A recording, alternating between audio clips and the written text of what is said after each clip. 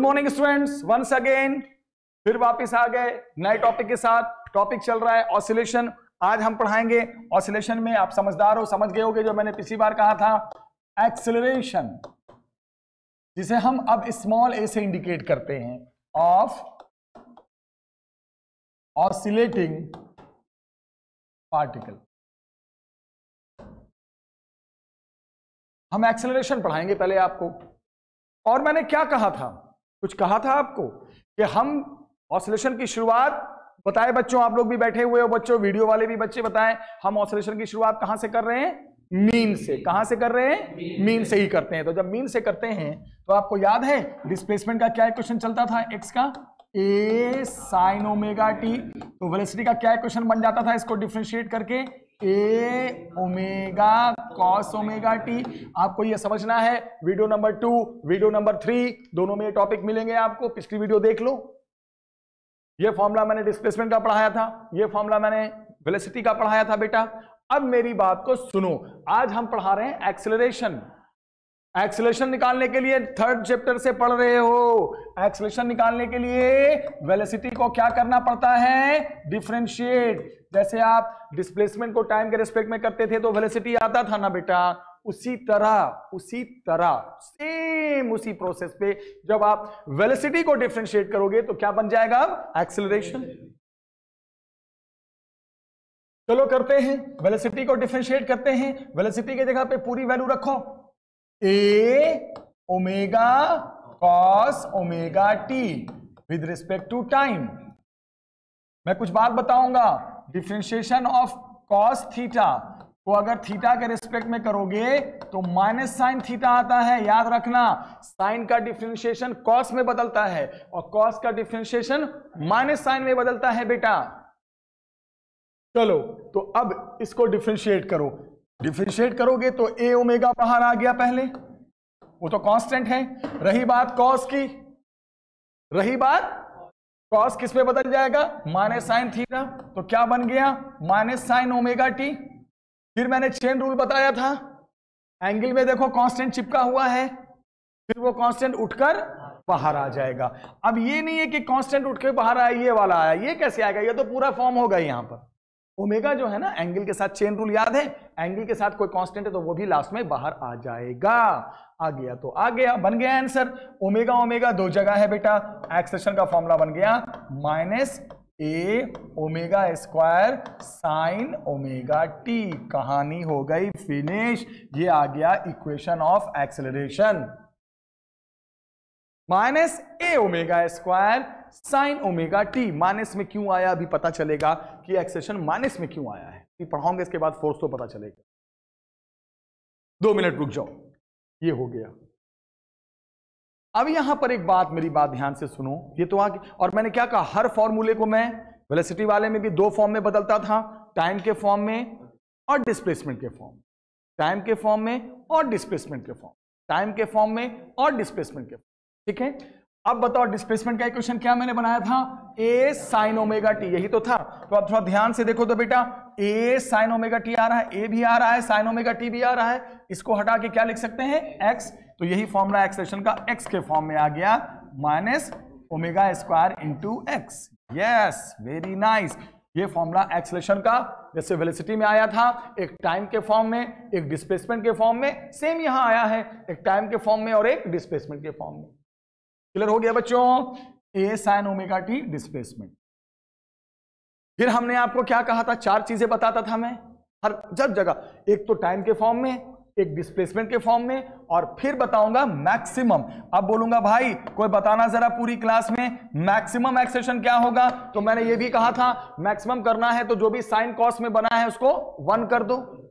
ये मैक्सिमम कब होगा? जब साइन भी मैक्सिमम हो जाए, और साइन और कॉस की मैक्सिमम वैल्यू 1 होती है। जैसे इसको 1 करोगे तो जो बच जाएगा वो मैक्सिमम होगा। क्या मैक्सिमम आ गया बेटा बताइए? Minus a omega square. क्यों ये मैक्सिमम हुआ?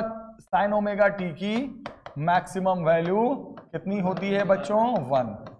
चलिए ये भी आ गया। ये किसका फॉर्मूला आ गया बेटा? Acceleration maximum. अब किसी ने कहा सर आपने और एक बात बताओ, अगर आपको निकालना है एक्सेलरेशन कहां पर, मीन पोजीशन पे, मीन पे क्या एक्सेलरेशन होगा? किसी ने ये कहा कि मीन पे क्या एक्सेलरेशन होगा, आप भूल गए। जब आप मीन पे होते हो तो आपका डिस्प्लेसमेंट 0 होता है। तो मीन पे निकालना है तो x वाला फॉर्मूला लो और वहां x को 0 कर दो, तो पूरा ही 0 हो जाएगा, यानी कि x 0 होता है, इसलिए एक्सेलरेशन वहां पर 0, यहां 0। अब बताओ, किसी ने कहा एक्सट्रीम पे क्या होगा, तो आपको पता है जब एक्सट्रीम पे होते हो तो आपका डिस्प्लेसमेंट पूरा एम्पलीट्यूड हो जाता है, तो x के जगह पे क्या रख देंगे बेटा, a एम्पलीट्यूड, तो क्या बन जाएगा -a ओमेगा स्क्वायर। यस, क्योंकि यहां पर x जो है एक्सट्रीम पे किसके बराबर बन गया, a के बराबर। तो मुझे लगता क्या है, पूरा विश्वास है आप लोगों पे कि समझ में आ गया होगा। आ गया। हर फॉर्मूले दो फॉर्म में, एक्सेलरेशन का फॉर्मूला टाइम के फॉर्म में, एक्सेलरेशन का फॉर्मूला डिस्प्लेसमेंट के फॉर्म में। मैक्सिमम करना है, जो भी वेलोसिटी हो एक्सेलरेशन हो, मैक्सिमम करना है, जो भी साइन कॉस आ रहा है उसको 1 कर दो। मीन पे निकालना है x को 0 कर दो, एक्सट्रीम पे निकालना है x को एम्पलीट्यूड के बराबर रख दो। That's over. यही तो है, और कुछ थोड़ी है, यही तो है एक्सेलरेशन आपके सामने जो पड़ा हुआ है। बेचारा सा, बेचारा नहीं, अच्छा है। अब यहां पर डिस्प्लेसमेंट, वेलोसिटी, एक्सेलरेशन, अब यहां पर इसको तो हटा देता हूं, तो पिछली बातें थी, पिछली बातें में नहीं रहना चाहिए। अब सुनो बेटा, अब किसी ने कहा कि भाई, मैंने कहा क्या बोलो क्या बोलना चाह रहे हो? उसने कहा ग्राफ बना दो, जैसे वेलोसिटी टाइम का ग्राफ बनाते हैं वैसे किसका ग्राफ बनाने बोलेंगे, एक्सेलरेशन टाइम का। किसका? एक्सेलरेशन टाइम का। तो आप ग्राफ कैसे बनाओगे? एकदम आराम से बोलोगे, सर देखो साइन में आया है सर इक्वेशन, साइन का ग्राफ पटक दो लाकर, साइन में आया है तो साइन का ही ग्राफ बनाएंगे, कॉस का थोड़ी बना देंगे। तो कैसे बनाएंगे साइन का ग्राफ? आराम से, जवाब चाहिए, टाइम के साथ ग्राफ बनाना है। किसका? एक्सेलरेशन का। आराम से साइन में आया तो साइन का ग्राफ जानते हो ना, ओरिजिन से बनता है, लेकिन माइनस में है तो ये ग्राफ ऊपर से ना जाकर नीचे से जाएगा। साइन ही तो है, बट प्लस साइन होता तो यूं आता, माइनस साइन है तो यूं जाएगा। पूरे नंबर मिलेंगे आपको, टीचर भी बोलेगा कितना बड़ा बच्चा आ गया साइंटिस्ट टाइप। अब बताओ इसके बाद क्या करेंगे बेटा? ये 0, ये t/4, ये t/2, ये 3t/4, ये t। Yes, very nice. और मैक्सिमम के जगह पे क्या रख देंगे बेटा? जो मैक्सिमम आया है कहां गया, ढूंढो। ये क्या लिखोगे? यहां माइनस रखेगा, a ओमेगा स्क्वायर, यहां -a ओमेगा स्क्वायर। दिखाई दे, ब्लू दिख रहा है साहब भाई, ये कलर साफ दिखाई दे रहे हैं। तो ये आपको देखो कलरफुल बनाया मैंने पूरा, है कि नहीं? ये एक्सेलरेशन और क्या ग्राफ है? Time graph. अब ये एक्सेलरेशन पूरा खत्म, आज के बाद नहीं बोलना, नहीं पढ़ाया मैंने, पूरा पढ़ा दिया एक्सेलरेशन। अब किसी ने कहा सर पढ़ा तो दिया, अच्छी बात है, अब जरा एक बात बताओ। मैंने कहा हाँ पूछो भाई। अब यहां पर एक्सेलरेशन जब हमने पढ़ा दिया तो एक क्वेश्चन कर लेते हैं बेटा, क्वेश्चन करते हैं। एक सवाल आया कि एक बॉडी का जो एक्सेलरेशन है, एक बॉडी का जो एक्सेलरेशन है, सुनो मेरी बात को, 4 ऑप्शन दे दिया था और बोला था चेक करो कौन एक्सेलरेशन है, क्या है। पहला ऑप्शन 5x, दूसरा ऑप्शन -5x, तीसरा ऑप्शन 5x स्क्वायर, चौथा ऑप्शन -5x स्क्वायर। ये लिख दिया ऐसे, और उसने कहा पहले ये बताओ चारों एक्सेलरेशन के ऑप्शन है, एमसीक्यू आपके लिए। पहले ये बताओ इसमें से कौन सा एक्सेलरेशन है, कौन सा इक्वेशन एक्सेलरेशन को सूट कर रहा है ऑसिलेटिंग बॉडी का। ये एक्सेलरेशन के 4 ऑप्शन दे दिए बेटा, किसके लिए? एक्सेलरेटिंग बॉडी के लिए। और आपसे बोल दिया बताइए, प्लीज बताइए, हाथ जोड़ दिया उसने, बताइए कि इसमें से 4 में से कौन सा इक्वेशन एक्सेलरेशन को सूट कर रहा है। तो बोलोगे सर अभी तो पढ़ाया आपने एक्सेलरेशन का इक्वेशन, -ω² x के फॉर्म में, डिस्प्लेसमेंट के फॉर्म में, अभी 2 मिनट। तो यहां से देखो तो एक्सेलरेशन ओमेगा तो फिक्स है, x के डायरेक्टली होना चाहिए और माइनस साइन लगा होना चाहिए। तो इनमें से ये नहीं है, ये तो बिल्कुल नहीं है क्योंकि इसमें x स्क्वायर आ रहा है, ये वाला सूट कर रहा है। इसमें x भी है, और माइनस भी है। इसमें भी x था बट माइनस नहीं था। इसमें तो सवाल ही नहीं उठता, x स्क्वायर है। तो इक्वेशन से जो मैच किया उसको ले लिया मैंने। ये डिसाइड हो गया भाई। क्या डिसाइड हो गया? कौन है एक्सेलरेशन? कौन है एक्सेलरेशन? -5। तो so acceleration is equal to what? -5x। और ए होता क्या है बेटा फॉर्मूले के हिसाब से? -ω²x। कर दो कंपेयर, करो कंपेयर। x गया, माइनस गया, ω² बराबर कितना? 5। तो ओमेगा बराबर कितना? √5। पूछा था टाइम पीरियड। क्या पूछा था? ओमेगा का फॉर्मूला याद है? 2π/t। बहुत अच्छा, t इधर ले जाओ। t इज इक्वल टू कितना बेटा? 2π/ओमेगा। ओमेगा के जगह पे क्या रख दो बेटा? √5। यस, तो पहले तो एक्सेशन डिसाइड हुआ और उसके बाद टाइम पीरियड भी निकल कर आ गया। टाइम पीरियड भी पूछा था। अच्छा क्वेश्चन था बच्चों। ये एक्सेलरेशन का पहले डिसाइड करना था कौन एक्सेलरेशन है, उसके बाद फिर ओमेगा निकाल दो कंपेयर करके फॉर्मूले से, और टाइम पीरियड निकाल दो। अब जब एक्सेलरेशन आपने देख लिया है तो अब हम एक टॉपिक पढ़ाने जा रहे हैं जिस टॉपिक का नाम है फोर्स। फोर्स कहां भाग रहा भाई? Force, right? समझ में आ रहा है बच्चों आप लोगों को? तेज बोलिए।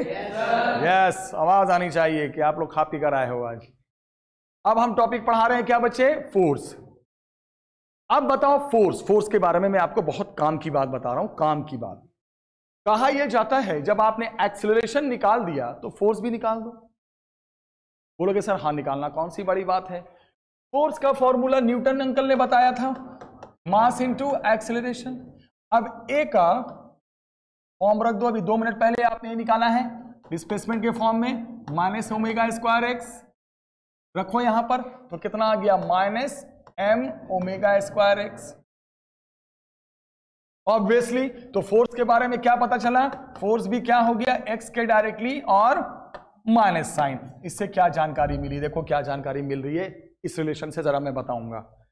इससे ये जानकारी मिली कि जब कोई पार्टिकल ऑसिलेट करता है तो ये कौन सा पोजीशन? मीन। ये कौन सा? एक्सट्रीम। और आपको अच्छे से पता है, मेरी पहली या सेकंड वीडियो, शायद सेकंड वीडियो में बहुत अच्छे से बताया था, नहीं शायद फर्स्ट वीडियो में, मुझे याद नहीं है, मैंने वहां बताया था कि जब पार्टिकल ऑसिलेट करता है तो डिस्प्लेसमेंट हमेशा मीन से मेजर किया जाता है, और डिस्प्लेसमेंट की डायरेक्शन हमेशा इधर जाओ या इधर जाओ, अवे फ्रॉम मीन होती है, अवे फ्रॉम मीन होती है। बोलो बेटा। लेकिन यहां फोर्स में जो रिलेशन आ रहा है, चाहे एक्सेलरेशन में जो आया था, ये क्या बता रहा है कि फोर्स डिस्प्लेसमेंट के डायरेक्टली, मतलब जितना दूर जाता जाएगा पार्टिकल फोर्स उस पर उतना ज्यादा लगेगा। डायरेक्टली का मतलब यही है ना, जितना डिस्प्लेसमेंट ज्यादा उतना फोर्स ज्यादा। और जब माइनस ये बताता है कि जिधर डिस्प्लेसमेंट की डायरेक्शन होती है उसके अपोजिट, तो डिस्प्लेसमेंट किधर काम करता है? Always away from mean. Mean से उधर मेजर होता है, तो फोर्स किधर काम करेगा बेटा? Towards the mean. यही मैं बताना चाह रहा था कि जो फोर्स है वो हमेशा वापस लाना चाहेगा। बोलेगा जाओ मत, मीन से दूर मत जाओ, बैठे रहो यहां, बहुत ठंड है, मत जाओ घर छोड़ के, अपना मीन पे ही रहो, मीन पे ही रहो। यानी ये जो फोर्स है लगता है इस ऑसिलेटिंग बॉडी पे, ये रीस्टोरिंग फोर्स कहलाता है। क्या कहलाता है बच्चों? यस। इसलिए कि ये फोर्स, तो हमने एक्सेलरेशन के थ्रू फॉर्मूला बना के जब फोर्स का रिलेशन देखा तो पता चला यार फोर्स एक्सेलरेशन सब तो डिस्प्लेसमेंट के अपोजिट है और डायरेक्टली है। मतलब जितना दूर जाते जाओगे मीन से उतना फोर्स का इफेक्ट आप पे बढ़ता जाएगा, और ये फोर्स हमेशा मीन की तरफ खींचेगा, डिस्प्लेसमेंट के directly but direction wise opposite. तो इसलिए इस फोर्स को कहते हैं रीस्टोरिंग फोर्स। ये फोर्स हमेशा टुवर्ड्स द मीन काम करता है, always towards the mean position, always. इस बात को नहीं भूलना, रिक्वेस्ट है। अब अगर किसी ने कहा, क्या क्या क्वेश्चंस आते हैं जरा सुनो। अब किसी ने कहा कि जरा फोर्स और डिस्प्लेसमेंट का ग्राफ बनाए। यहां टाइम नहीं, और सब ग्राफ टाइम के साथ बनता था ना, यहां फोर्स और डिस्प्लेसमेंट का ग्राफ पूछेगा। तो बताओ डायरेक्टली का ग्राफ कैसे बनता है? Straight line. तो स्ट्रेट लाइन बनाएंगे, लेकिन स्ट्रेट लाइन ऐसे ना ले जाकर ऐसे लाएंगे। बताता हूं मैं क्यों। जब x नेगेटिव होगा तो माइनस माइनस मिलके क्या हो जाएगा? प्लस। तो फोर्स किसमें शो होगा? हाँ, यानी जब x नेगेटिव साइड लोगे तो फोर्स का ग्राफ, फोर्स कौन से एक्सिस पे है? y। जब x negative side, negative negative मिलके प्लस, तो फोर्स पॉजिटिव साइड। और जब x पॉजिटिव साइड, जब x प्लस होगा तो फोर्स, जब x पॉजिटिव साइड तो फोर्स नेगेटिव साइड। डायरेक्टली तो बना है लेकिन साइन ध्यान रखना। तो ये जो आपने कॉन्सेप्ट पढ़ा बेटा, ये कॉन्सेप्ट किसका था? फोर्स का। पिछला कॉन्सेप्ट किसका था? छोटा सा कॉन्सेप्ट, और क्लास वीडियो खत्म। अगला जो हम पढ़ा रहे हैं आपको, टाइम पीरियड, जिसे हम T कहते हैं, एंड फ्रीक्वेंसी ऑफ ऑसिलेशन।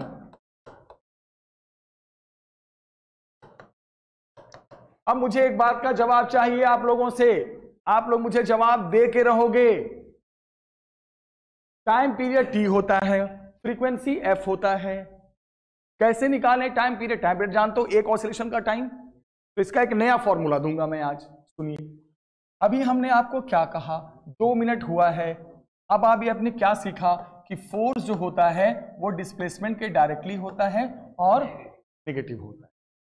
बोलोगे हाँ सर बिल्कुल होता है, बहुत सही कहा आपने। क्या मैं इस फॉर्मूले में से जब हम इसको माइनस को हटाएंगे तो एक कांस्टेंट ला सकते हैं? बोलोगे हाँ sir. Question number 1, K is a what? K is a what? A constant. एक कांस्टेंट है, ये कांस्टेंट आता है फोर्स के फॉर्मूले में, याद रखना। हालांकि मुझे पिछली बता देना चाहिए था फोर्स में, चलो यहां आ गया, कोई बात नहीं।